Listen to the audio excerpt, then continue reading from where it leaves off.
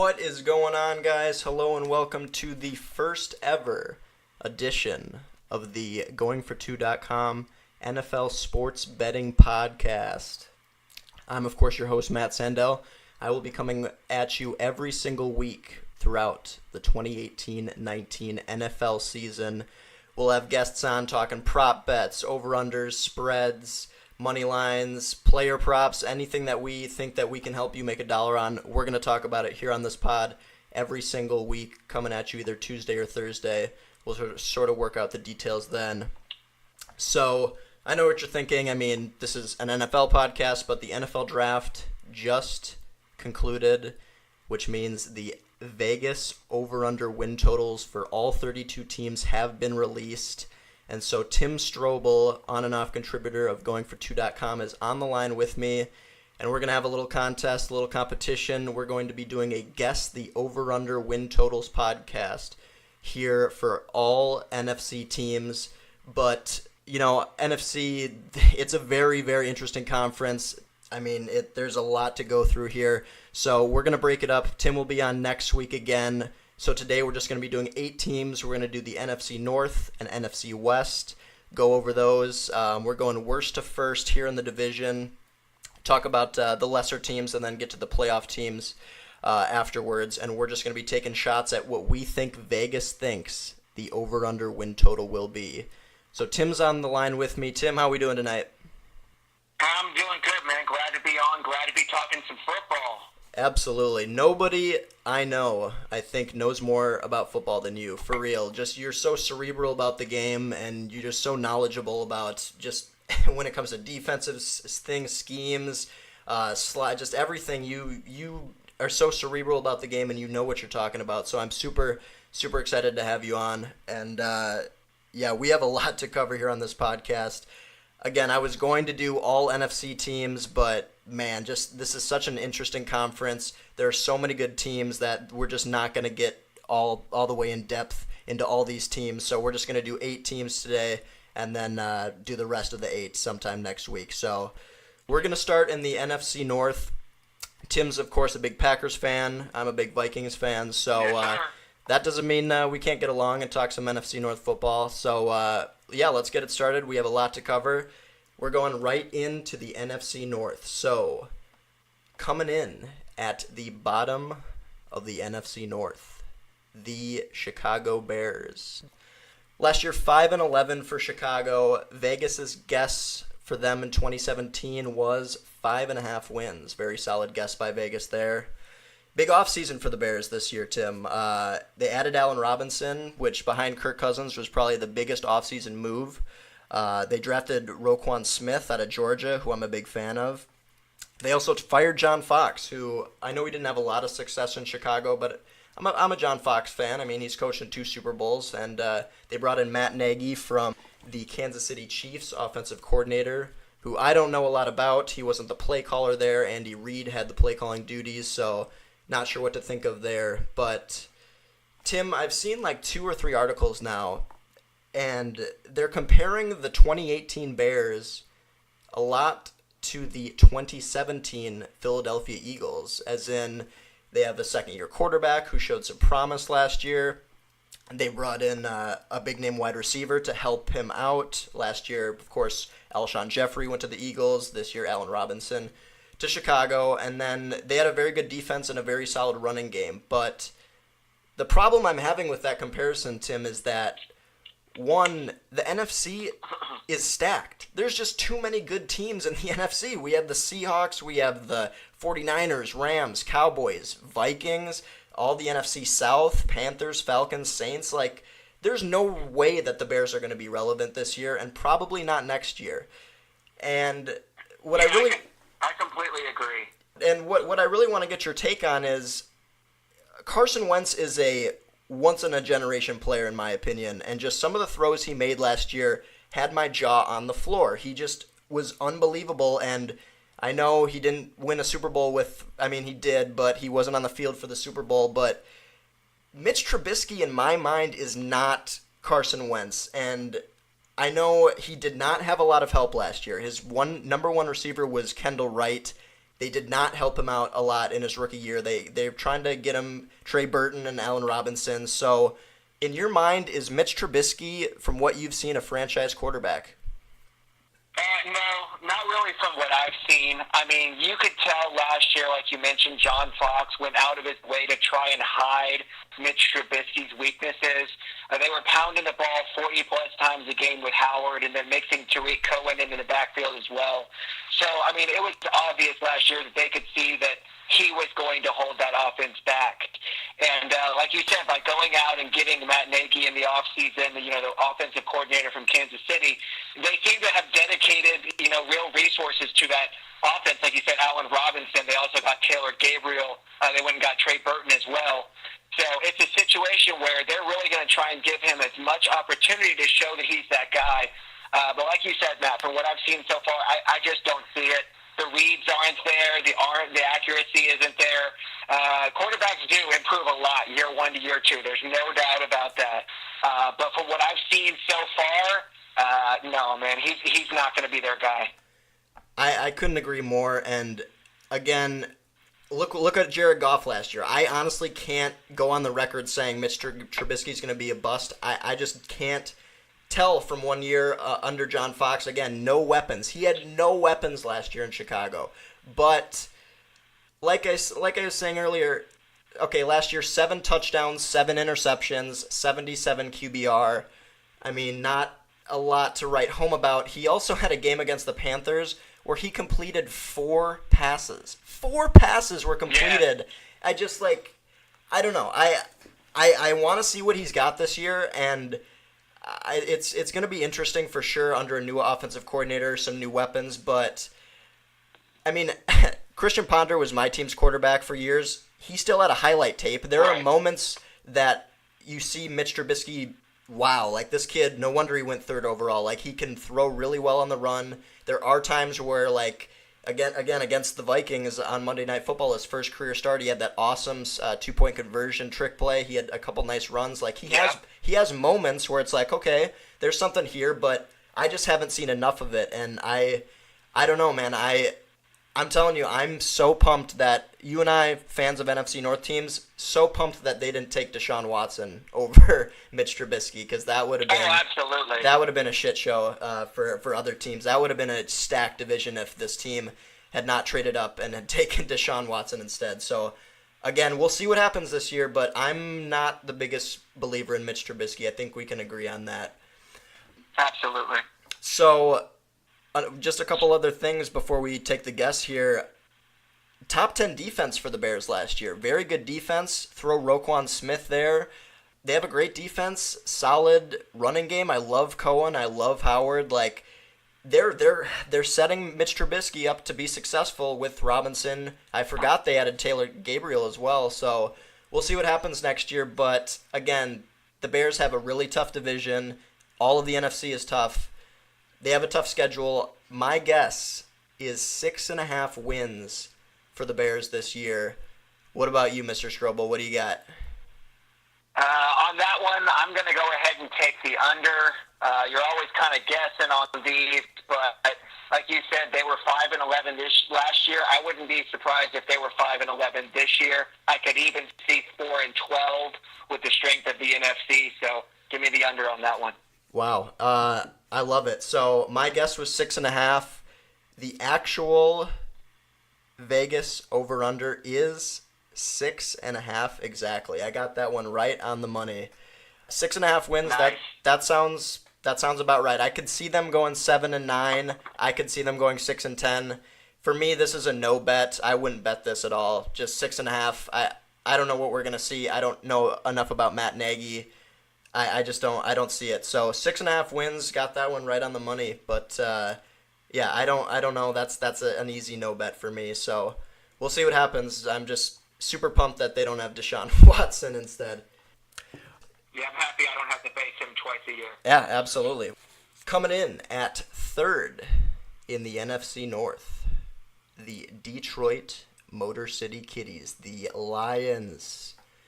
Last year, 9-7 for Detroit. Coming into the year, Vegas's over/under guess for them was 8 wins, so they went slightly over there. Tim, a lot of people forget, though, this Detroit Lions team last year, if not for a couple more inches at the goal line from Golden Tate in Week 3 against Atlanta, this team would have started off 4-0, and Aaron Rodgers would have gone down just 3 weeks later. This really could have been a spectacular season for the Lions, and they really blew it. They had terrible losses late in the year to the Ravens, and they lost to the garbage Bengals, too, by, I believe it was double digits, so they really blew it this year. They really could have won this division. I thought they were going to win the division. I really did.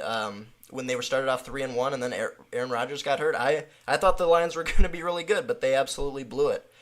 And so, in the offseason, they added LeGarrette Blount, lost Eric Ebron, picked up and Tahir Whitehead. Not a lot of offseason moves for this team. They did hire Matt Patricia, and Tim, out of all the teams we talk about in the NFC, this team is the most boring to me. I just think the Lions are just like a really boring team. I don't see them being very good. I don't see them being very bad.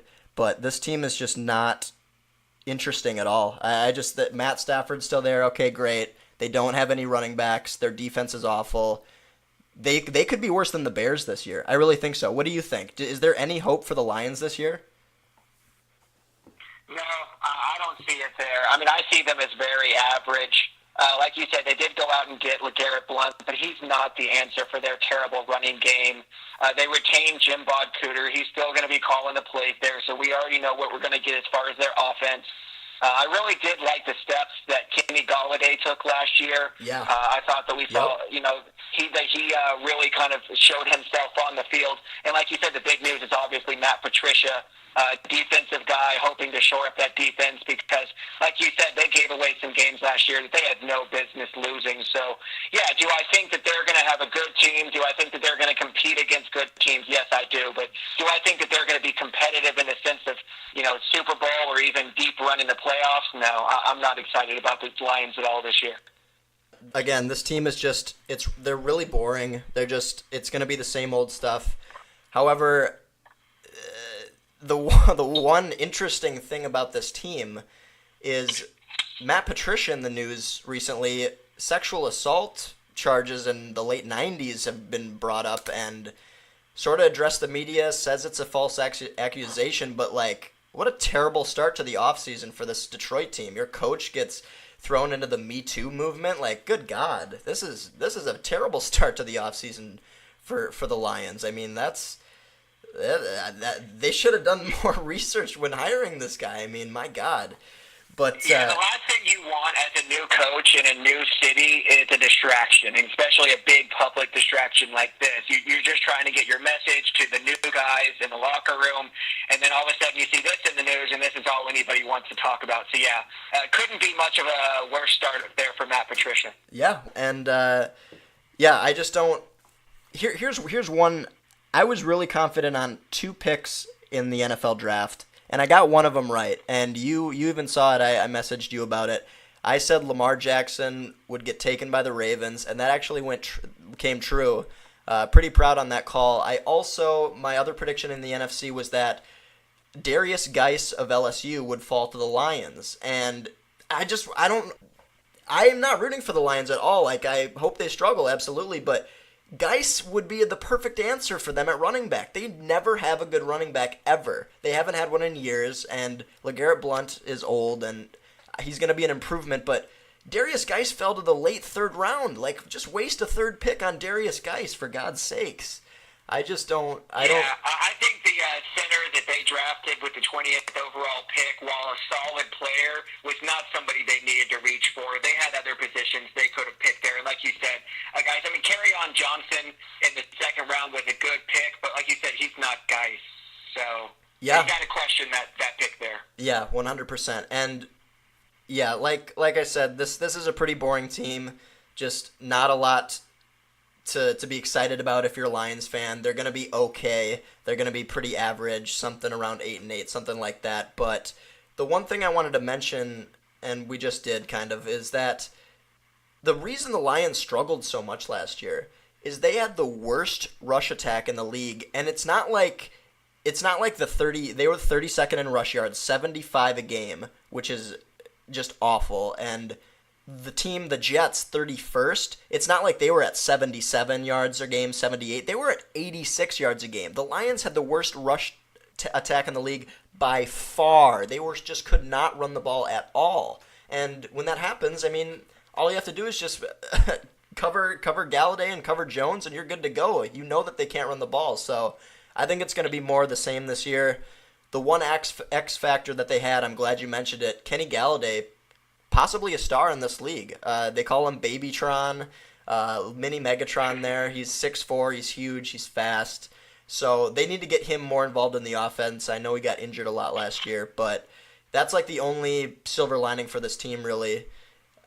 I'm going over-under. My guess is 7.5. What do you think the over-under Vegas thinks is? I'm going 7.5. That's my guess. Okay, let's see. 9-7 last year. I think that's a solid projection. Give me 7.5 as well. The actual Vegas over/under is 8 wins, an 8-8 season. So we were pretty close, but 8-8. I don't see it. I don't see 8 wins from this team. They have the toughest schedule in the NFL this year. They have Packers twice, Vikings twice. I think the Patriots are in there as well. Rams too, I believe. This team has the toughest schedule. I think they go 7-9. I think they could lose a couple games to the Bears this year. I think they might lose on the road in Chicago this year. So I'm going under here. I don't think the Lions are going to be very good. I don't know. They're just a treadmill team. They're not good enough to make the playoffs, but they're not bad enough to get good draft picks. So a very boring team overall. 7.5 was my guess. 8 wins is what Vegas thinks the Lions are at. I'm going under here for the Lions. You know, you mentioned something earlier. I would not be surprised if Detroit ended up 4th in this division. I have them 3rd, but you made a good point there. If they lose a couple of games here and there, drop one of those to the Bears on the road or something like that, yeah, they could totally end up 4th in this division. Another thing is Matthew Stafford, again, we're not wishing injuries on anybody, but he's been very, very durable. And if he gets injured, this team is done. It's over for them. This season would be done if Matthew Stafford had a big injury and missed significant time. So that affects these over-unders for sure. I mean, last year, Packers over-under 10 wins last year, but Aaron Rodgers gets hurt. All they did was win 7 games. So you never know. I just think I don't see this team being better than 8 games, and I could definitely see them being worse. So 7.5 my guess. 8 wins is what Vegas says. So I'm going under there. So Tim, I know you've been chomping at the bit here to be talking about the Green Bay Packers. The Pack. Vegas, I think, is going to give them a little slight snub to the Vikings, and I think that they're going to say the Packers will finish 2nd in the division. So last year, a nightmare season for the Pack, of course, 7-9. Vegas's guess for them coming into the year was 10 wins, went way under there. Just a terrible season. They missed the playoffs for the first time since 2009. They added Jimmy Graham in the offseason, which was a really big move. However, the Packers never really utilized tight ends, so I don't know how much they're going to use Jimmy Graham. They added Muhammad Wilkerson. They added Josh Jackson out of Iowa, who I'm a big fan of. They got a lot of young guys on the defense in the draft, so that's good for them because that defense was awful last year. But Tim, pour out a little bit of the 40 for no more. Green and gold, 87. Jordy Nelson is gone from the Pack. I always thought he would be a Packer for life. It's going to be super weird seeing him in a different jersey. Are you sad to see Jordy Nelson go?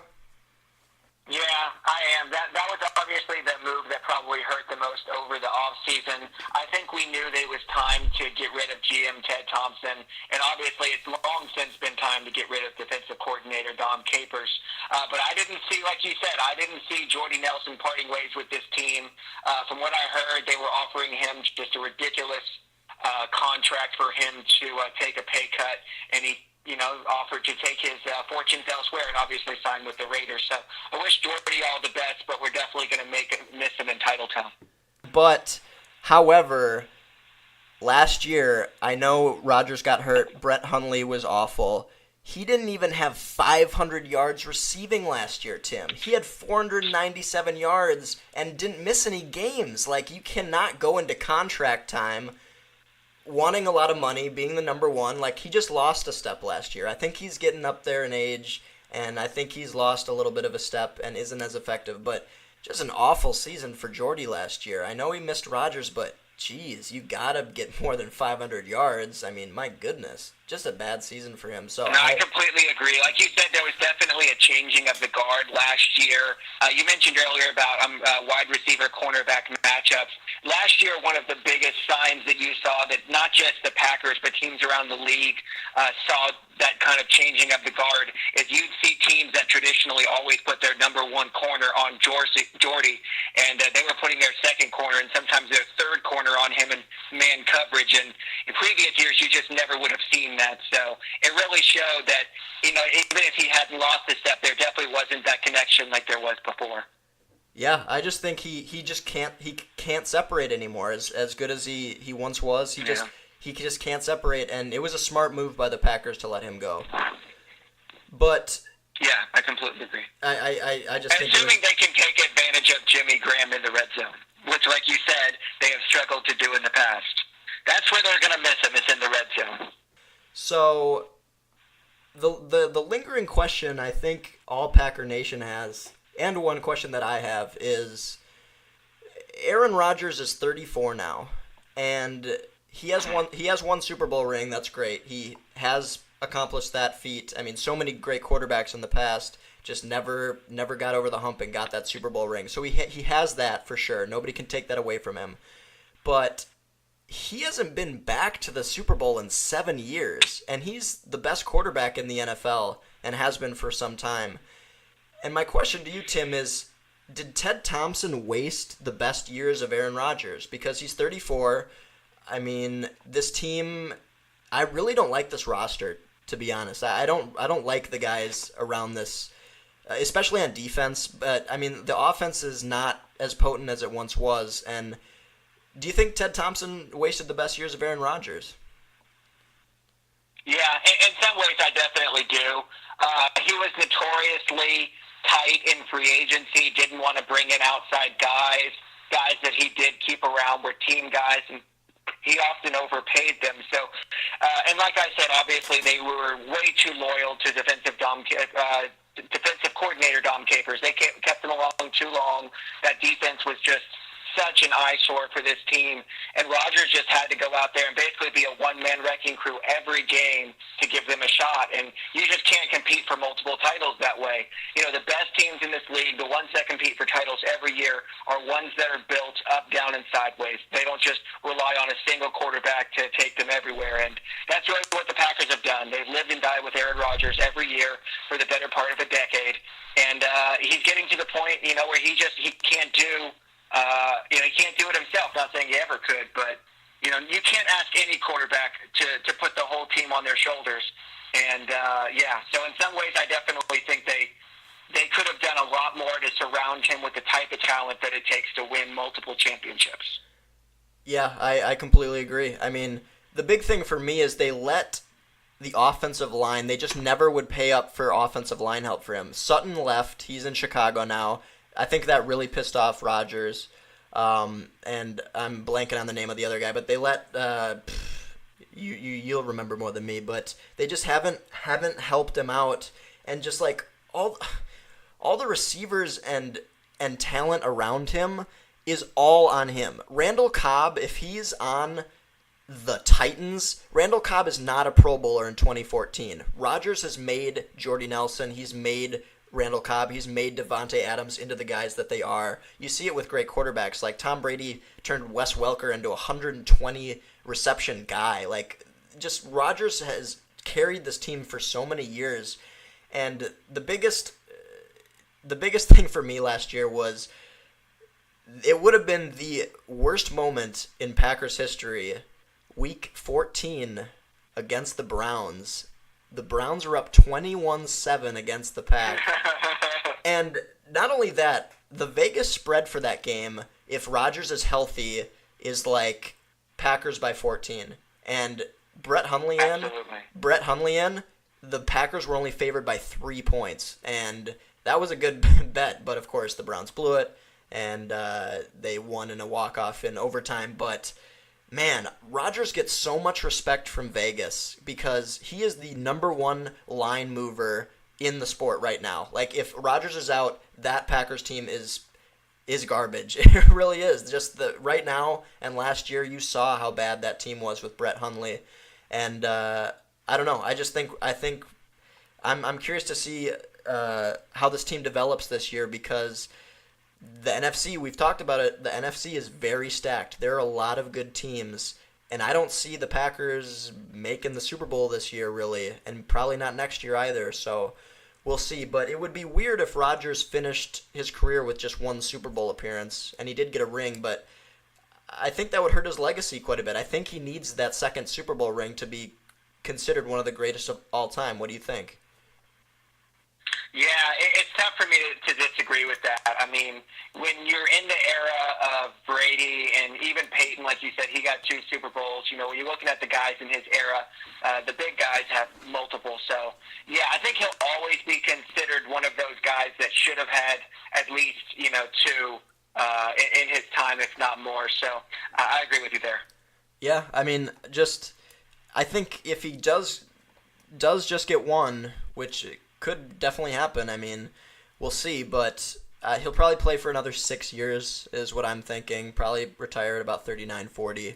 But if he only gets that one ring and just always puts up stats, I think he'll really be thought of as kind of in that Drew Brees tier. Drew Brees, of course, only has one Super Bowl ring, always put up great numbers. Right. I think that would kind of be – I think he'd be above Brees because of the clutch moments and the playoff experience and getting that team to the playoffs every year. Drew didn't make the playoffs the last 3 years until last season, but yeah, we'll see what happens. But I'm not thinking that this Packers team is a Super Bowl contender this year. I think they're like a top 4 or 5 team in the NFC, but there are some damn good teams in the NFC. So my guess for Vegas is Vegas thinks that the Packers will win 10 games this year. What's your call, Tim? I think 10's a pretty solid guess. What do you think? Well, I think that we're obviously going to live and die with how our defense improves this year. Like you said, we spent a lot of draft resources. We went out and got a new D coordinator. Assuming our defense steps up and some of these rookies can show up in their first year, I have us right around probably 11 wins. Yeah, I like it. The actual Vegas over-under is 10 wins, right on the money for me. I think that's a pretty solid. I don't see this team winning 9 games if Rodgers stays healthy, but again, this Packers schedule, very tough schedule, as you've seen, Tim. Very tough schedule. They play. Do they take on the Patriots? I think they do. They do, yeah. They take on the Patriots in New England. Yep, and they play, of course, the Vikings twice. I believe they have the Rams. And we play at the Rams as well. Yep. So that's going to be a tough game. It's not, like you said, I mean, 10-6, 11-5, that's about what I expect. They're going to have to really show something to be able to beat some of these top-tier teams. Yeah, for sure. And the one thing is, yeah, they added a lot of talent. Like, all their first 4-round picks were all defense, but defensive rookies are harder to get entwined with the defense more than offensive rookies are. And so that's why I don't think this defense is very good yet. I mean, guys like Marshawn Lattimore, who can compete right away and be a Pro Bowler, very, very rare for rookies on defense. It takes so much getting used to. Quarterbacks in this league are so effing smart. It's gonna be tough for them on the defensive end. Muhammad Wilkerson is there now, but Clay Matthews is getting old. Their defense is really, really bad, and so that's going to be holding them back this year. But Rodgers, I'm sure, will take care of business there, and will probably sneak into the playoffs as a wild card team. Alrighty, let's go. Yeah, coming in at first in the NFC North, the defending NFC North champion Minnesota Vikings. The Vikes last year, unbelievable season for Minnesota. 13-3 was their record. Vegas's projection for them last year, very low at 8.5 wins. They went way over there. it was one of the best seasons in Vikings history. They of course lost Sam Bradford in Week 1. Case Keenum steps in against the Steelers, has an awful game. As a fan, I'm like, oh great, we have Case Keenum for these awesome receivers and a great defense, and Case Keenum's going to be our quarterback. Like, we're done for. This season's over with. He played terribly in Pittsburgh, but then against Tampa Bay in Week 3 really turned it on, and just throughout the whole season never looked back and had an incredible MVP caliber year for Case Keenum. He was a top 5 MVP candidate for sure. And of course they're down to the Saints late in the ball game, and then of course this happens. Marshawn Lattimore, 12 yards from Adam. Case on a deep drop, steps up in the pocket. He'll fire to the right side, caught by Diggs. Stay up! Oh, he got loose! Oh my God! 30, no 10, touchdown! Are you kidding me? It's a Minneapolis miracle! Stephon Diggs and the Minnesota Vikings have lost up on the New Orleans Saints.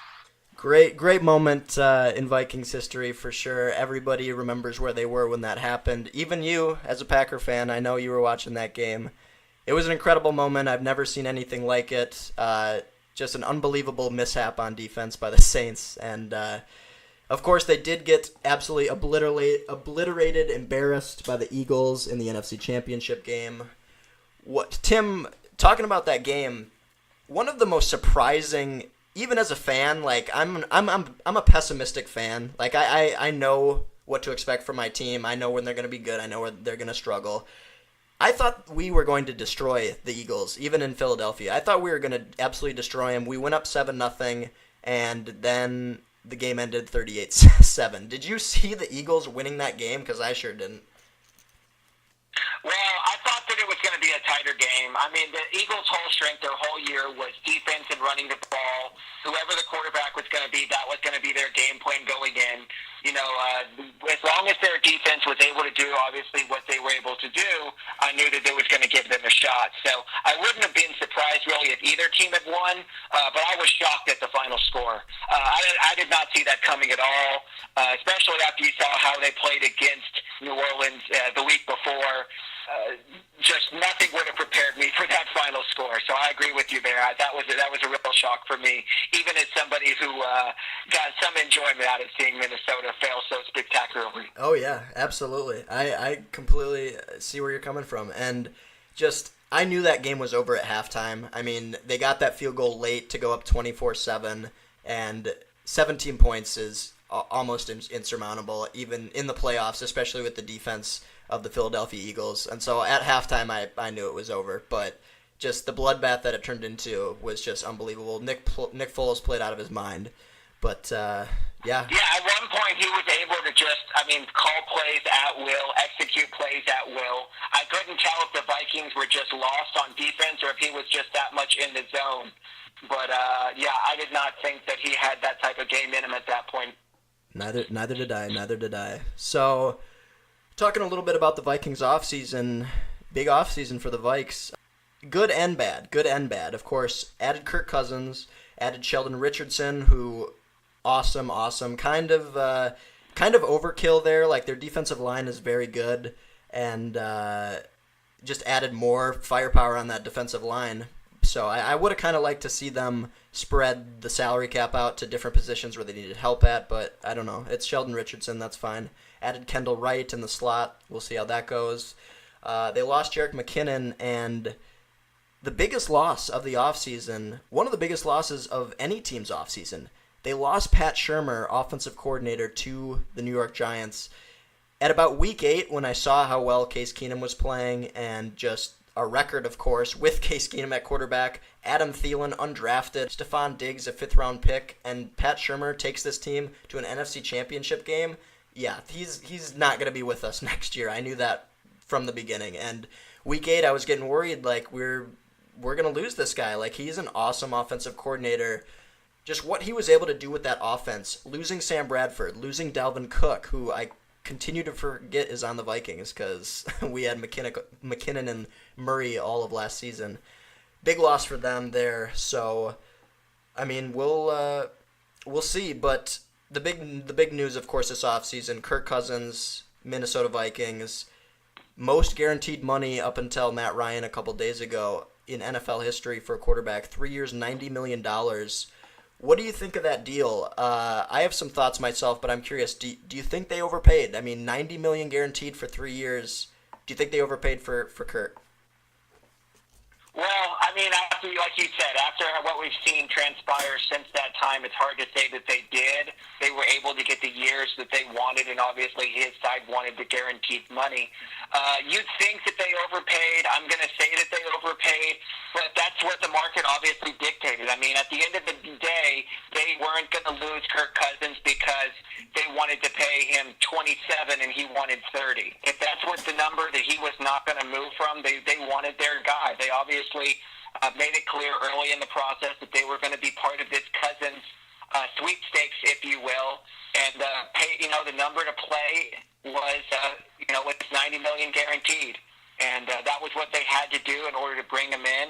They obviously think that they were close enough that amount of money was worth it to them. So yeah, I mean, it's all what the market bears, and in this case, I think they wanted to get their guy. They had to get their guy, and they paid to get their guy. Yeah, I mean, am I excited that Kirk Cousins is our quarterback? Yes. Do I trust Case Keenum? I mean, was that just a fluke year with Pat Shurmur? I don't know. And I think the Vikings also were unsure of that. But, I mean, the Vikings really, out of all this, Case Keenum got screwed here. He had an unbelievable season for them, and they just threw him to the wayside. I mean, they didn't even talk about a contract extension with him when they knew Kirk Cousins was interested in playing here. So I do feel bad for Case Keenum here because he had an unbelievable year. They had one of the best seasons of all time. Yeah, the season didn't end the way we wanted to, but throwing a backup quarterback in there and having him play at an MVP caliber level, like, I mean, what more do you want? So I feel bad for Case Keenum there. Not only that. No, he got such a raw deal. I mean, even when he was on his run last year, there was talk about if Teddy Bridgewater was ready, that they were going to possibly make that an open quarterback competition. And you're just sitting there like, what else does this guy have to do for the coaching staff and the front office to put their faith in him? And obviously we saw that never happened, because even though he led them all the way to the NFC Championship game, there was no real effort to keep him there. And obviously they, lost him. Yeah, I mean, for sure. And another big thing about this contract is several players are still in their rookie deals. Stephon Diggs is, Danielle Hunter is, Linval Joseph needs a contract extension soon. The amount of money you're paying up for that quarterback, $30 million each year, we're not going to be able to keep all those guys. And so is Stephon Diggs really not going to be wearing a Vikings uniform in a couple years? Like that's a question that they asked themselves, and they were okay with doing, giving Kirk Cousins this amount of money. But my last point on this contract is, if first of all, Kirk Cousins wasn't as good of a quarterback last year as Case Keenum. Okay, if we're just going by the recency bias, Case Keenum was a better quarterback last year. Case Keenum wasn't going to demand $30 million. He got a $20 million contract. That's pretty fair with the season he had. I mean, Blake Bortles is making $19 million. Like, if you could get 80% of Case Keenum, 66% of Case Keenum, of what you would get out of Kirk Cousins, like, I'd save the money there, honestly. I don't know. Like, I have mixed emotions on this contract. Like, I'm excited to see Cousins in a Vikings uniform, but this contract could blow up in our faces very easily. Very, very easily. But again, the defense, this team, Tim, is very well intact. The defense is still all there. Xavier Rhodes, Harrison Smith, Sheldon Richardson now there, Danielle Hunter, Everson Griffin, Kendricks, Barr. Like, this defense is the best in the NFL. So that's great. And this offense is going to be possibly a top 5 offense when you add Delvin Cook coming back off that injury, Stephon Diggs, Kyle Rudolph. This is such a complete team. I really don't see a lot of weaknesses here. I like what I'm going to see from the Vikings this year. I'm excited to see them be Super Bowl contenders with Cousins for several more years. So, with all that being said, my guess at what Vegas thinks is it might be a little high, but I think Vegas thinks that the Vikings will go 11-5. What do you think the Vikings record will be next year? I too had 11-5. I think it's going to be close, and Vegas's, let me check the sheet here, Vegas's actual guess for the Vikings is 10.5 wins. So very close there. Yeah. We went 13-3 last year without Kirk Cousins and Dalvin Cook, so add them. I think we'll at least get to 11 wins. I'm going over here. I'd probably make that bet too. Again, though, Pat Shurmur, offensive coordinator, did wonders for us last year. I'm a little worried about that for sure. But this team still has the talent there. Mike Zimmer's an awesome coach, and I think 11-5 is a perfect record for the Vikings. I think that's probably what they're going to be. They have a very tough schedule, just like the Packers, just like the Lions. Yeah, 11-5, solid guess, but Vegas coming in 10.5 wins is what they think Minnesota will end with next year. All right. Can I make one last comment on this one? Well, one thing you mentioned about Kirk Cousins, and you also mentioned about Pat Shurmur, is I think part of the reason that they went out and paid Cousins this money, outside of believing, like I said, that they're in that Super Bowl window, is because they think that he can come in and help run this offense both on and off the field, right? They're bringing in a guy that they think can be a leader in the meeting room, bring his own offensive schemes in, help the coaches utilize the talent they have around them. So if he ends up being the player off the field, in those meeting rooms, coming up with this scheme to help this team be successful, I think that might have been part of what they paid for. Yeah, and they knew that Pat Shurmur was leaving, and we haven't seen Case Keenum without Pat Shurmur, so that's why they pulled the trigger there. Rick Spielman, GM of the year, executive of the year last year, so Spielman knows what he's doing. I have total confidence in him, so we'll see what happens next year, but Vegas thinking 10.5 wins, I think that's probably a pretty solid guess. So we've wrapped up the NFC North, and so we're halfway done. We are going to jump into the NFC West, one of the more interesting divisions in football. So, of course, we're going worst to first here in the division. So, coming in at fourth in the NFC West, the Arizona Cardinals. Last year, an 8-8 season for the Cards. It really didn't feel like 8-8. I thought they were way worse than that. I thought they were like 6-10 or 7-9. I don't know how they got to 8 wins, but a trying year for the Cardinals. They lost David Johnson in Week 1. Oh, and by the way, Vegas's prediction for them last year was 8 wins, right on the money. Nobody won money. Nobody lost money on that bet. But they lost DJ in Week 1, and right off the bat, terrible start to the season. Carson Palmer, of course, he was so close to retirement age. The ball just coming out of his hand, it just was such a slow release. So easy to be picked, and he was just not the same last year. Of course, retired in the offseason. And Tim, just 2 years ago, this team was playing in the NFC Championship game against the Panthers, and now they're exactly where the Bears were last year, and they drafted a quarterback in the first round here, which we'll get to a little later. Bruce Arians retired. They have Wilkes is now their coach, Steve Wilkes, and I'm excited to see this team. Actually, I think this is going to be a very interesting team. In the offseason, of course, they added Sam Bradford. They lost Tyrann Mathieu, big loss for them. But, Tim, the draft was just a couple weeks ago.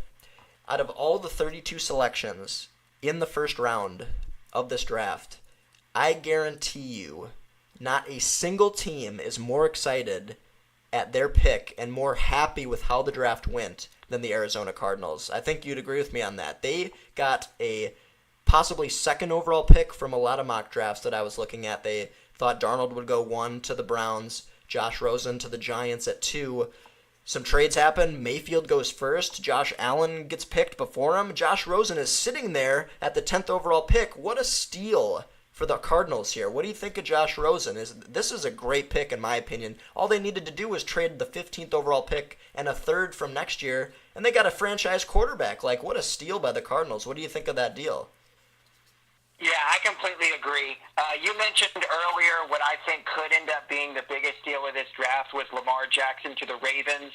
But even if that doesn't work out, this is a huge, huge deal for the Cardinals. To get their guy at pick 10, he mentioned, Rosen did, that he kind of has a chip on his shoulder about going 10. You know, with the new coach, they're going to bring him in there. I've already heard reports out of Arizona from Steve Wilkes and other coaches that he's hit the ground running. He's already, way into his playbook, even for a rookie. And, I think that he's going to compete with Sam Bradford right away.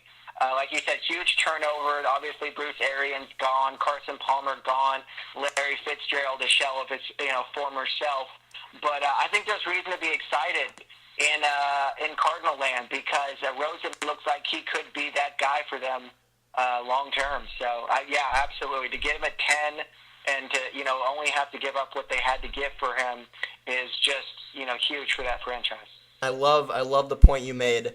Bill Simmons, he always talks about in the NBA, guys like Paul George, Andre Drummond, Donovan Mitchell from this year, guys who fall on draft day, who think that they should be like the 4th or 5th, 3rd overall pick, and they fall to like 10th, 11th, 14th. They have some fuck you attitude to them, and they're pissed off, and that's exactly what happened. Rosen should not have been the 4th quarterback taken. He should have been number 2. The fact that he fell to the Cardinals at 10, incredible. They are got to be so happy if you're a Cardinals fan. You really do. But Josh Rosen is pissed, and I love that theory from Bill Simmons that he's got some fuck you attitude now. Whenever he sees a team like the Bills or the Giants or the Browns on his schedule, he's gonna be like, you know what? I'm gonna go out here and throw for 400 yards against you guys, and you're gonna regret not taking me every snap of the game. And so I love that. I love that point that you made. I completely agree. He feels snubbed, and I love that because at 10th, just getting a franchise quarterback at basically they had the 15th overall pick, trading up to 10, didn't really lose a whole lot. You got to be happy if you're a Cardinals fan. But looking at this roster, like this team is not ready to go this year. Larry Fitzgerald, 34 years old, 35, I forget. Their offense is, besides David Johnson and Larry, their offense is terrible. I mean, they lost Jerron Brown. They have no wideout talent. I forget who even plays tight end for them. I think it's Jermaine Gresham or something. Offensive line is not very good. Like, this team is not ready to go this year, and their defense should be pretty solid. They still have Patrick Peterson, and Steve Wilkes is a great coach. I think he's going to be awesome in Arizona, but What does this Cardinals team need to do in the next coming years? Because they're definitely not going to be competing this year. What do they have to do to get back to relevancy here in the next couple of years, in your opinion, Tim? Well, I think that they need they went out and drafted Christian Kirk as a wide receiver, but I really don't think that he is a number 1 in this league. With, like you said, Larry getting up there in age, they really need to look at getting that next big wide receiver for them if they're going to want to complement Rosen and DJ on the offensive side.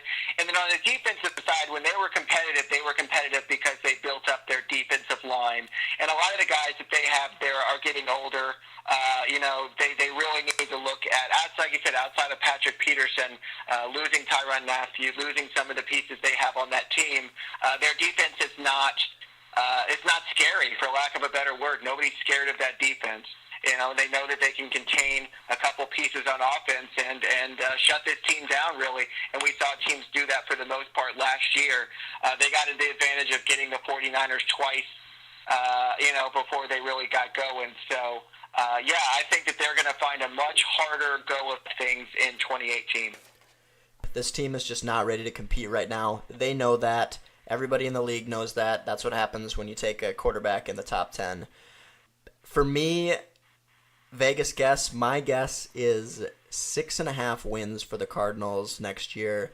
They do have Sam Bradford as a bridge quarterback. Sam Bradford, I know he didn't play a lot last year, but in the year before that and the one game that he did play last year looked awesome. So I think Sam Bradford will get you to at least 6 wins. Maybe Rosen takes the reins early. I'm not sure. But what do you think Vegas thinks the over-under win total is? I'm going 6.5. What do you say, Mr. Strobel?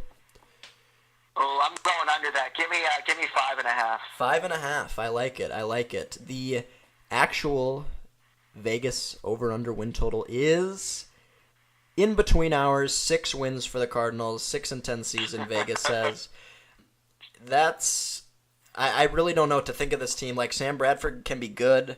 This division is so fucking tough, though. They have Seattle, the Rams, and the 49ers. They could be 0-6 in the division super easily. So, I like 5.5. I like your call there, but I don't know. 6 wins. I wish there was a 0.5 next to that so I could go 6-10, but this is a no bet for me. I don't really know what to think of the Cardinals this year. We'll see what happens, but I'm interested to see in what Steve Wilkes does with that defense. Really sad that Bruce Arians is no longer there, but we'll see what happens. And Josh Rosen, quarterback of the future, you got to be excited if you're a Cardinals fan for sure. For sure. So, coming in at third in the NFC West, the Seattle Seahawks. The Hawks. Last year, 9-7 for Seattle. Vegas's 2017 guess for them was 10.5 wins. Went under there. They missed the playoffs, Tim, for the first time in 5 years. They had a little mini dynasty going there. Of course, the Super Bowl in 2013, bloodbath against the Broncos. If they had just given the ball to Marshawn Lynch on the 1, they would have had a second Super Bowl ring. So, a little bit of a dynasty, and it looks to slightly be coming to an end here, Tim. A lot of injuries for Seattle last year. Richard Sherman, of course, Doug Baldwin. They went through like 30 different running backs. They were picking guys off the street. Every week it was like, oh, you got to have this new Chris Carson's going to be really good, or McKissick is going to be awesome in fantasy. They had like 30 running backs legitimately last year. Eddie Lacy was suited up for them in 1 week. This team just had so many injuries. The offensive line was awful, and they haven't really addressed that besides getting Dwayne Brown. So if you look at their offseason moves, way more losses than adds. They lost Paul Richardson, they lost Jimmy Graham, lost Richard Sherman, and Michael Bennett. Man, the Legion of Boom took a hit, and I don't think it's really the Legion of Boom that we're going to be used to next year. Of course, Pete Carroll's still there. Unless you're a team like Cleveland or the Patriots, every team goes through peaks and troughs, and of course, Seattle peaked several years ago. They did get a Super Bowl ring, of course, their first ever. So, I mean, they've had success in the past, and of course, what would you trade that Super Bowl ring for, man? I mean, the Vikings have never had one, and man, Vikings fans would know they'd love to have one. So they do have a Super Bowl ring, but this team is in a trough right now. It's a weird team, Tim, and it's because they lost so many guys on offense. They lost a ton of guys on defense, but they still have Russell Wilson, an MVP caliber quarterback, so they're still going to be relevant. And that's Russell Wilson's the only thing keeping this team going still, and possibly contending for the playoffs. I'm not writing them off as a missed playoff team. I do think they will finish third in this division, but I mean, we saw in the NFC South last year, 3 teams made it from one division last year. Yeah, they're definitely in a trough scenario right now, but still have Russell Wilson. So my question for you is, how far can Russell Wilson take this team? Like, he's incredible, and the thing is just the talent around him is not good. So this is going to be a very interesting season for Wilson, and that his offensive line isn't good. He has no help on wide receiver. The running backs, still, they really don't know who's playing running back for them. I mean, if this team wins like 10 or 11 games, he's an MVP. He's the MVP. I really think so, because this roster is bad, Tim. This roster is really bad. What do you think about the overall outlook for Seattle is in 2018? Well, Matt, I think that, Russell Wilson this year is going to be up against a task that he hasn't really had to do in the past, and that's have to go out there and score from behind. He's always had this defense to keep him in games, and now that this Legion of Boom, if you will, is falling apart, he doesn't have those same guys. And if some of the news about Earl Thomas possibly not being with the team this year are true as well, it's going to be even more of an obstacle for that team to have to get past. So, like you said, if Russell Wilson is able to overcome all of the issues with this team this year, he would definitely be an MVP candidate. But I just don't know that he's going to be able to spin his way and juke his way and miracle his way into another winning, and especially another Super Bowl run. Yeah, I completely agree. I don't see this team. This division is too tough. 49ers are going to be good. The Rams. Speaking of which, the Rams, what really stuck out to me last year and all football fans is that I knew Seattle is this dynasty, this mini dynasty that they had, this nice long run of playoff appearances, Super Bowl appearances was over when the Rams beat them by 30 in Seattle, the hardest place to play in the NFL.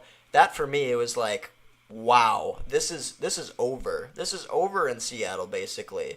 So the thing about this team is Pete Carroll's 67 now, and he's getting up there, and this may be one of his last seasons. So if they do really poorly, he may just walk away, I think, and just call it a career, and it wouldn't be a bad one for sure. But this Seattle dynasty and this Seattle playoff team that we've seen over the last this decade, I think this thing's over, man. I think the Rams and the 49ers own this division now. Yeah, the writing's on the wall, and people on the team won out. And you're seeing that with, you saw it with Sherman, you're seeing it with Earl Thomas, you saw it with Bennett. They had their run, they had their window, if you will, and I think everybody knows that time is over. Yeah, for sure. I didn't really know. I mean, you have Russell Wilson. The team is very talented. Pete Carroll's still there. I don't know. This is a weird team this year. I just really don't know what to think. They lost too many guys on offense and defense. My guess, 8.5 was my guess. 8.5 wins. What do you think for Seattle? How many wins? I did. I had them 8-8. That's where I see them this year, about an 8-8 team. Yeah. I completely agree. We'll see what Vegas says here. Wow, I shot in the dark for me, but 8.5 is Vegas's guess. So I get that one there. I'll take the W there. 8.5 wins. I don't know. I'd probably go under. I think I agree with you. 8-8. Heck, if Russell Wilson gets injured, that offensive line is garbage. 7-9, like they could be a really bad team if Wilson is gone. Like that could be a really, really bad team if Wilson gets hurt. Same with Detroit, like I said earlier. Detroit and Seattle both rely so much on their quarterback, so I'm going under there too. Wilson has also notoriously been a slow starter, so if that team were to drop a few games early in the season and then have Wilson get hurt and miss significant time, we could be talking about them as a top 5 pick next year. I completely agree. Absolutely. Same with a team like the Texans of last year. The Texans look to be a possible Super Bowl contender. Then Deshaun Watson gets hurt. They got the 4th overall pick, which they lost to Cleveland. But yes, I could see a similar scenario happening. So my guess 8.5. Tim's 8. Vegas thinks 8.5 wins for Seattle. I think we're probably going under there. We'll see what happens. But if Wilson gets hurt, this team is pretty much done for.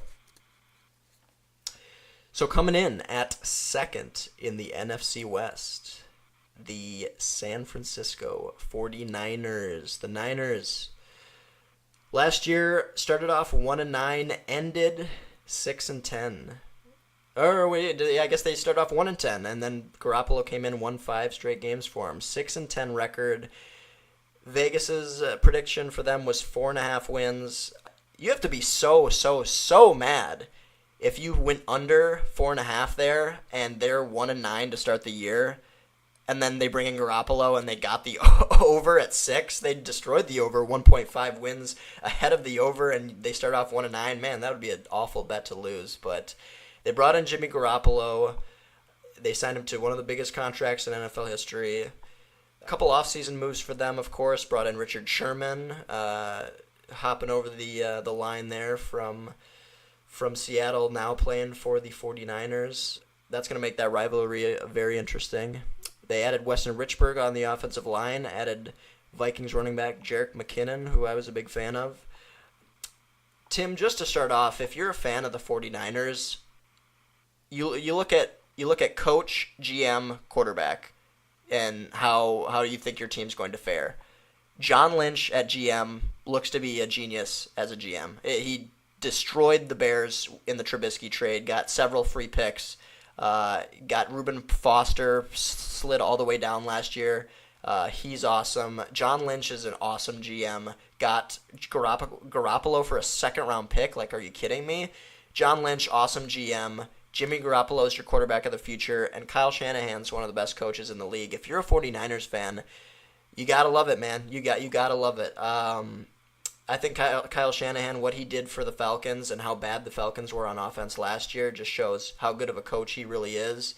I think he's an offensive mastermind. I really love this team. I think, Tim, if I said I could see the 49ers playing in the Super Bowl next year, how shocked would you be if I made that statement? What do you think?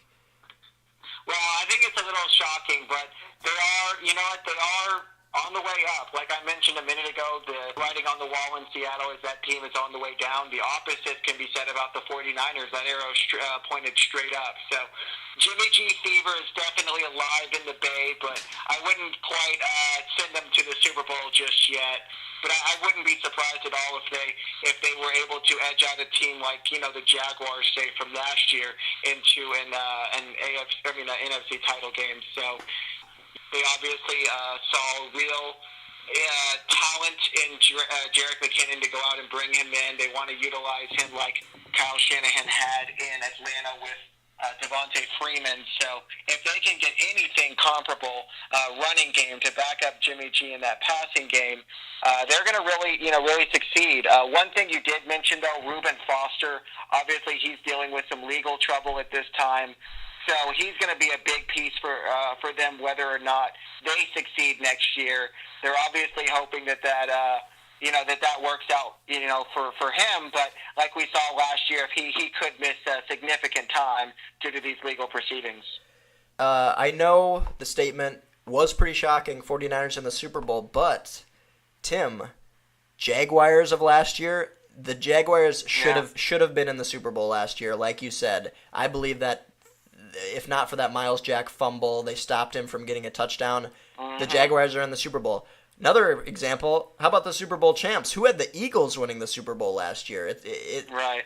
Second year starter Garoppolo, improved defense. Kyle Shanahan's a genius. John Lynch is a genius. Jimmy Garoppolo's awesome. Like, I would He's not. Never lost a game. Never lost an NFL game that he has started. He's awesome. Love Jimmy G. They also, they also drafted. Can you remind me of his name? Who was the guard they took in the ninth pick? They actually took a tackle, Mike McGlinchey. But that's right. Yeah, like you said, in addition to going out and giving Jimmy G that huge contract in the offseason, they went right away with the first-round pick and got McGlinchey, who most considered to be the top offensive tackle in the draft.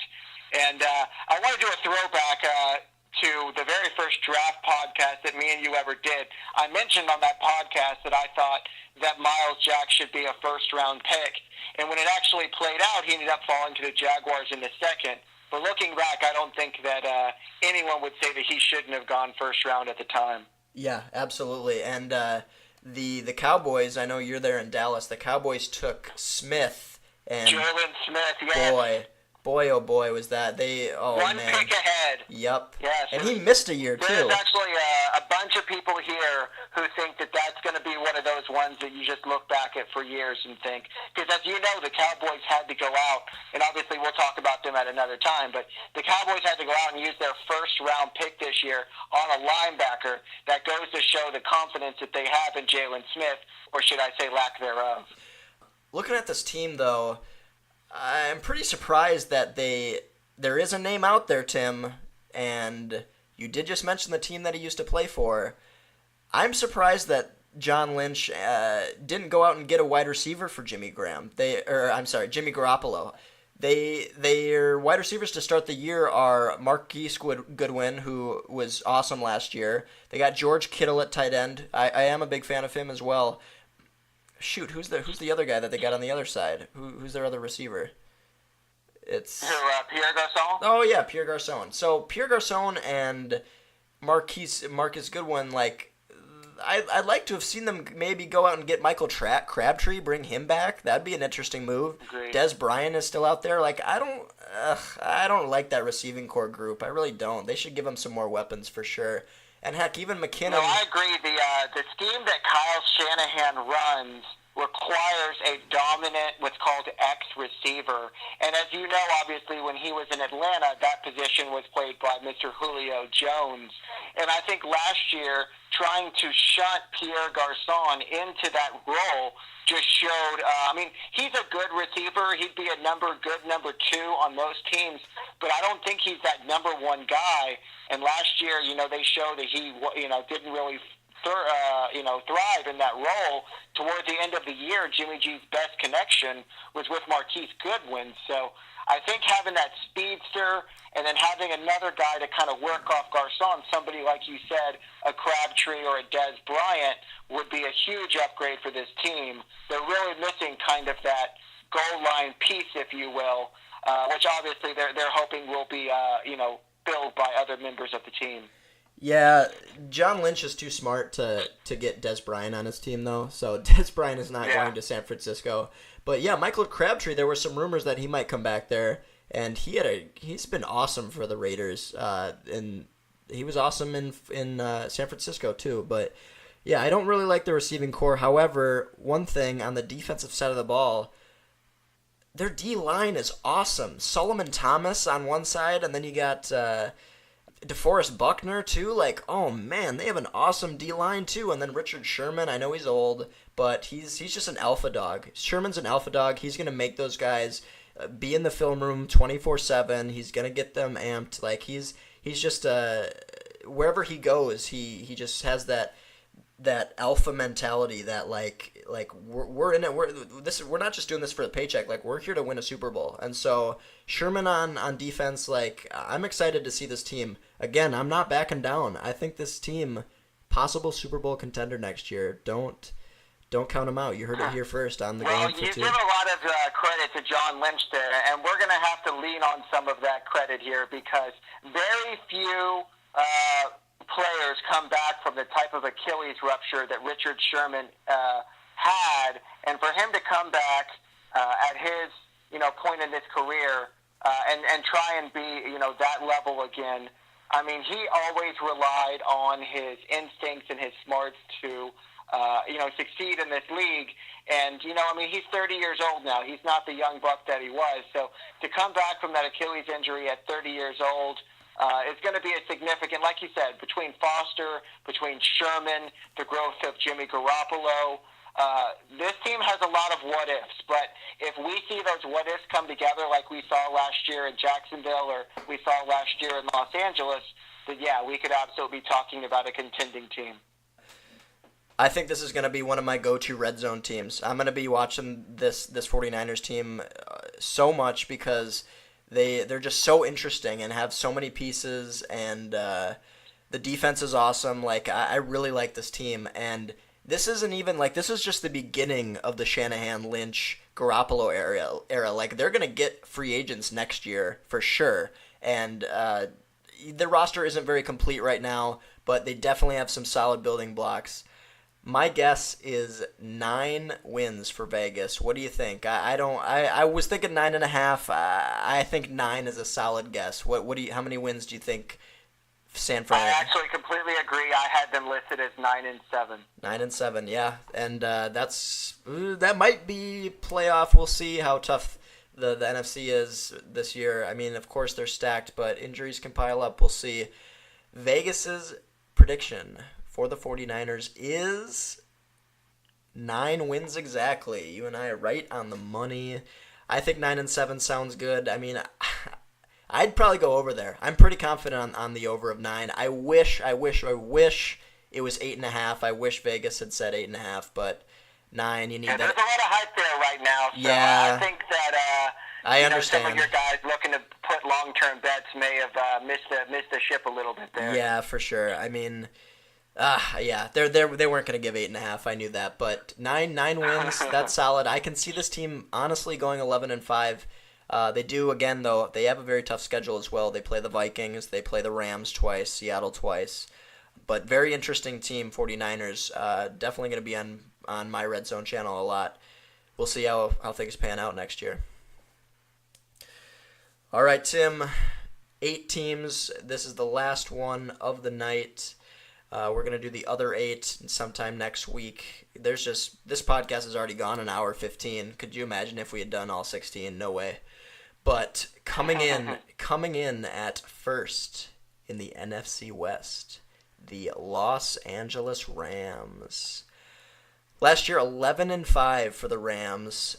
2017, Vegas's guess could not have been more wrong. 5.5 wins is what they predicted the Rams would be. They absolutely shat on that win total over-under. 11-5, unbelievable season for the Rams. Offensive Player of the Year, Todd Gurley. Defensive Player of the Year, Aaron Donald. And, of course, McVay taking home Coach of the Year. Well-deserved there, all those awards. I was talking about how the Lions are the most boring team in the NFC. This, by far, the Rams are the most interesting team in the NFC, possibly in the whole NFL.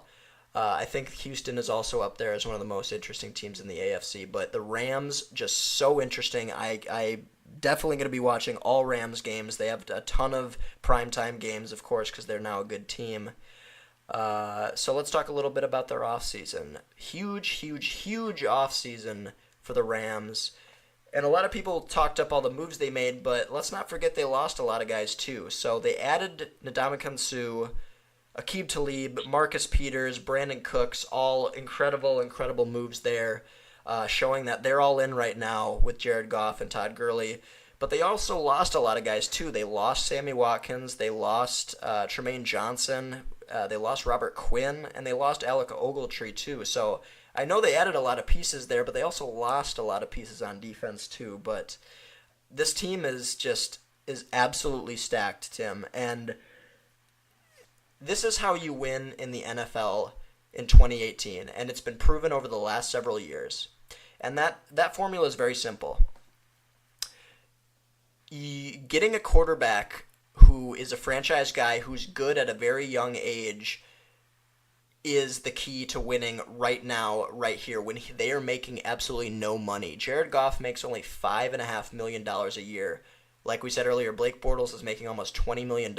So when your franchise quarterback is young and he's good like Jared Goff is, you have so much salary cap space. You can go out and sign Marcus Peters, Aqib Talib, Ndamukong Suh. And that's the formula that we've seen in past years. The Seahawks in 2013, Russell Wilson was making less than $1 million.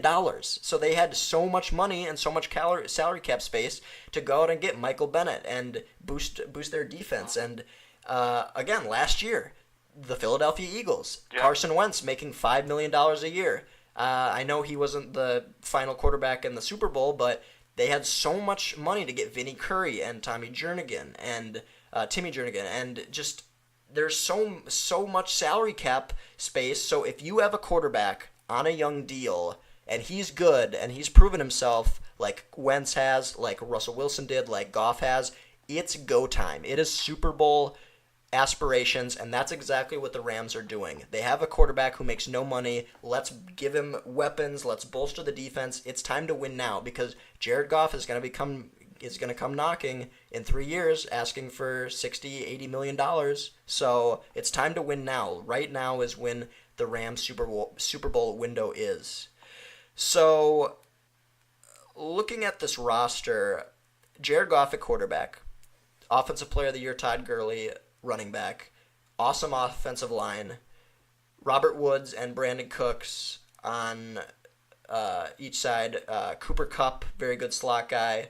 Looking at the defense is ridiculous. Ndamukong Suh, Aaron Donald, of course, Marcus Peters, Aqib Talib. Like, this defense is fantastic, and special teams, the best in the NFL. Johnny Hekker, best punter in the NFL. Greg Zuerlein, best kicker in the NFL. And I forget Cooper's his last name, but Farrell Cooper, of course, Pro Bowl kick returner.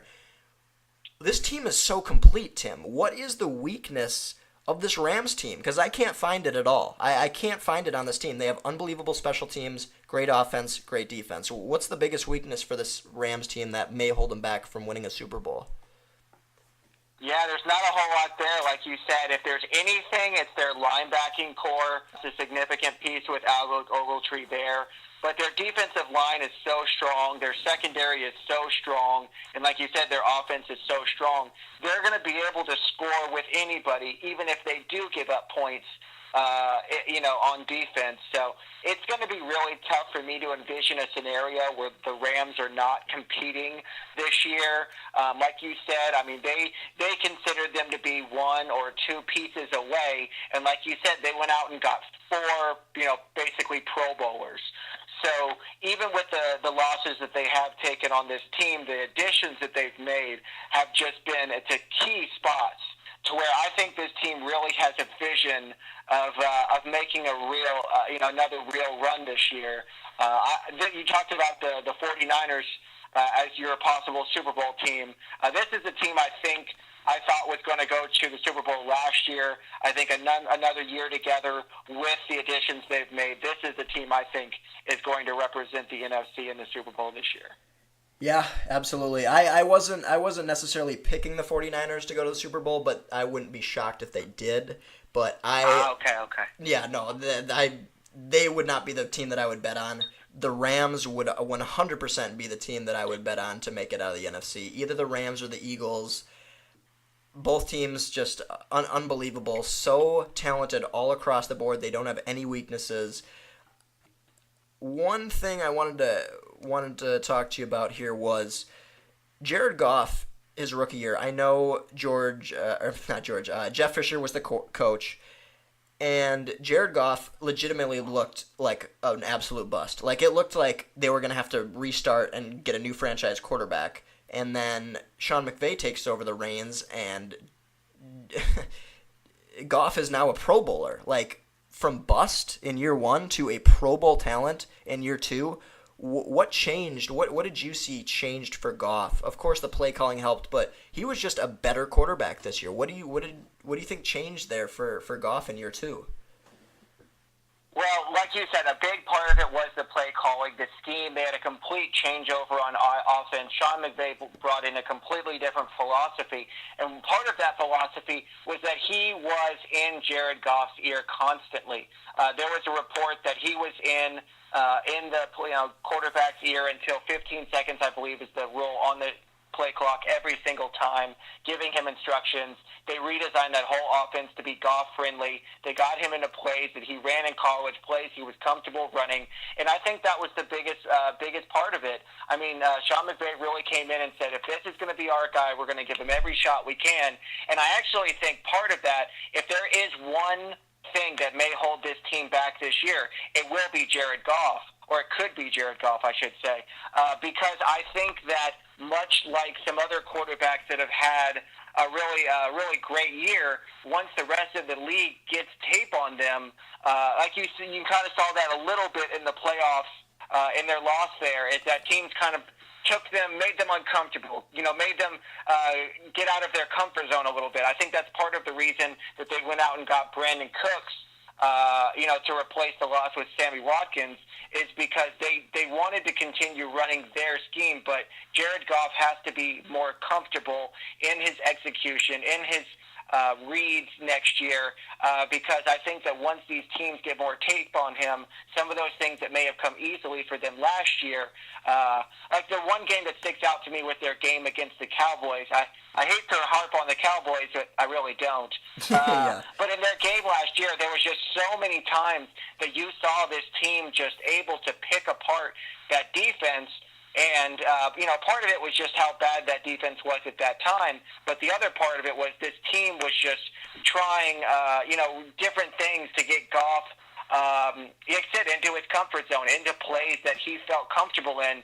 And once teams get those tendencies on tape, they're going to force you to have to start calling different things. So that's really what I want to see is the development from him after a good solid year last year, how he goes back, hits the books, and comes back this year showing that he can really run that entire playbook of Sean McVay's. What is so amazing about the McVay from Fisher turnaround is it's never happened in NFL history. The Rams had the worst offense in the league under Jeff Fisher. McVay takes basically the same exact roster, except they added Sammy Watkins, who didn't really do a lot. Basically the same exact offense. They added a little bit on the offensive line, and that offense was the number one yardage per game offense in the NFL. I can't believe he took the roster that was 32nd in offense and brought him to first with the exact same guys. It's like Todd Gurley had quit. Like, honestly, watching Todd Gurley in that second year under Jeff Fisher, I mean, it didn't even look like he wanted to be there. I mean, 2015, he bursts onto the scene, has a solid rookie season. You're so excited. 2016's here. What is Todd Gurley going to be in that second season? And he just fell flat. And I think part of it was the coaching. Part of it was the team he saw around him. You just didn't see that inspired play that you saw from him, previously and obviously in college. And last year, Sean McVay comes in. He gets this new scheme put in. He gives Todd Gurley not only the opportunity to run the ball, but they utilized him so much last year in the passing game, which is what he loved to do at Georgia. And it was huge for this team because Jared Goff, like I said, when he was getting into his second and third reads, you could see he was getting uncomfortable. But the more he had the opportunity, if his first two reads weren't there to dump it off or a plays that were actually designed to go to Todd Gurley, you just felt like he was so much more comfortable running those type of plays. And obviously Gurley got the exposure and the comfortability factor in that offense, and you saw what kind of a star he could be last year. I mean, teams knew that he had that potential. When he came into the league, there was only that concern about his knee. Otherwise, he would have been a top 5 pick coming into the league. And last year, he really showed you, the whole arsenal of what he can do. There was many people, like you said, who had him in that, MVP. So, I mean, there's really not much else you can say other than that. The biggest thing in 2016 under Jeff Fisher and the year you just mentioned, just didn't want to be there. He didn't have 100 yards in a single game under Jeff Fisher. He didn't have 100 yards in a single game. Then he has one of the best seasons. Yeah, I think I read his longest run from scrimmage was 24 yards, and it was on a busted play or something just like unbelievable. that. Unbelievable. And so, I mean, all they would do is stack the box against him, and he couldn't go anywhere. And then, Goff's going to throw against us. Like, they weren't scared at all because that offensive scheme was so bad under Fisher. So this is the, I think Patriots are probably number one, or Eagles are in Super Bowl odds. Patriots number 2. I think Rams should be in there as the third favorite to win the Super Bowl. My guess for them, 10.5 wins. What do you think, Tim? What are we going with for you? I'm gonna go 11. I have them 11-5 again. I think that's what they were last year. I have them repeating that type of a season. One of the top seeds in the NFC. Vegas thinks the Rams will go 10-6. No respect by Vegas there. That's kind of strange. I thought 10.5 was. Like you said, a big part of it is just the strength of the NFC with the Packers. With the Vikings, the Saints are still excellent. There's just so much talent. The Eagles, obviously, it's really hard to project any team to be over 10, 11 wins. For sure. in this conference. Yep, a very conservative guess all throughout the NFC. Very conservative guesses by Vegas. But 10 wins still, I thought they would bump it up to 10.5. I mean, to lose 5.5 with this roster. They do play the Eagles. They do play the Packers. They do play the Vikings. I believe they play the Patriots too. So 10 wins, 10-6. I'm going over for sure with you. I think this team wins 11 games. They could win 12 games. I'm not sure. But this is just, they're ready to win a Super Bowl right now. They figured out the formula. You're not paying Goff any money right now. He makes a fourth of what Blake Bortles does. Get Sue, get Talib, get Peters, get Cooks. Let's do this thing. It's time to go now. It's how you win in the NFL right now. One last thing I wanted to mention here is this year the Rams get the Eagles at home, and the game is in December. It's December 16th. And I think that could end up being, we're talking about a Week 14 game, so obviously a lot of things can happen between now and then. But if you want to talk about playoff seeding between two potential Super Bowl teams, Week 14 Rams at home against the Eagles, that game could, just be absolutely huge in terms of where we're talking about 8 months from now. Yeah, for sure. What a scripted game by the NFL, though. They knew it, and that's gonna be such a highly watched game. So many views on on that one because, like you said, that could be the 1 and 2 seed who has the NFC championship game home field advantage. Huge game. I just hope everybody can stay healthy. That's all we're looking for. You as a football fan, me as a football fan. I don't care what team you root for. There were so many terrible injuries last year. Aaron Rodgers went down, David Johnson, Odell. We just want to see these guys all be healthy and all play football at a high level. That's what we want as fans. And so we just hope there are just as few injuries as possible and that it's just going to be an awesome NFL season. So that wraps it up for the first 8 teams we're talking about here on the GoingFor2.com NFL Sports Betting Podcast.